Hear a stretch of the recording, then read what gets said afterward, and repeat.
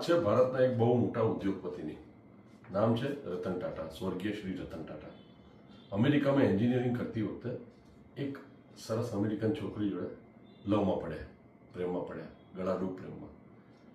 પણ રતન ટાટાને દેશમાંથી કોલ આવ્યો કે હવે જમશેદપુરના ટાટા સ્ટીલ પ્લાન્ટને તમારી આગેવાનીની જરૂર છે. રતન ટાટાએ એ છોકરીને વાત કરી કે હું હવે ભારત તરફ જઈ રહ્યો છું, તો તું ત્યાં મારી સાથે આવ તો આપણે જિંદગી ત્યાં બાકીની વિતાવીશું. અને છોકરીએ એમની આ વાતનો તિરસ્કાર કર્યો, કીધું ના, તું અહીંયા સ્થાયી થઈ જા, ભારતમાં કોઈ ભવિષ્ય નથી. એટલે આ વાત ઉપર બંનેનો પ્રેમ ન્યોછાવર કરવો પડ્યો દેશદાજ ઉપર. રતન ટાટા એ પ્રેમને છોડી અને ભારત આવી અને જમશેદપુર ટાટા સ્ટીલ પ્લાન્ટની કમાન સંભાળી લીધી. એક એવી રીતે કમાન સંભાળી કે આજે 136 દેશોમાં ટાટા સ્ટીલ એક્સપોર્ટ થાય છે. એમાંથી ટાટાની ગાડીઓ બને છે અને આજે કોરસ નામની સ્ટીલ કંપની એ લોકો ખરીદી શક્યા છે. આ ક્યારે બન્યું? જ્યારે કોઈ વ્યક્તિએ પોતાનો એક પ્રેમ ન્યોછાવર કર્યો દેશ માટે.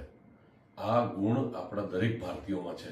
તો શું આપણે આપણા ભારત માટે આટલું ના કરી શકીએ? દેશને આગળ વધારવા કરી જ શકીએ.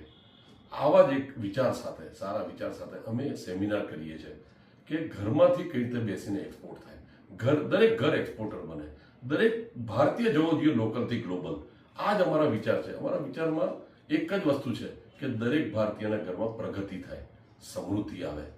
અમારો ચોથો સેમિનાર હમણાં જ ગયો છે ગઈકાલે, અને તમને હૃદયપૂર્વક આભાર માનું છું કે તમે સૌએ એને સક્સેસફુલ કર્યો, સફળતાપૂર્વક જોયો, માણ્યો. એટલે જ હું આજે લાઈવ થઈને તમને ખાસ આભાર કહેવા માટે આવ્યો છું.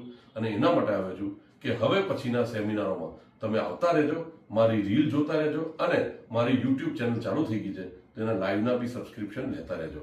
તમને ફાયદો થશે, તમારા ઘરના પ્રગતિનો દ્વાર ઉઘડી જશે. આ જ એક મારી અપેક્ષા અને આ જ તમારા તરફથી સહકાર છે મારો. દરેક ગુજરાતી જોવો જોઈએ લોકલ થી ગ્લોબલ.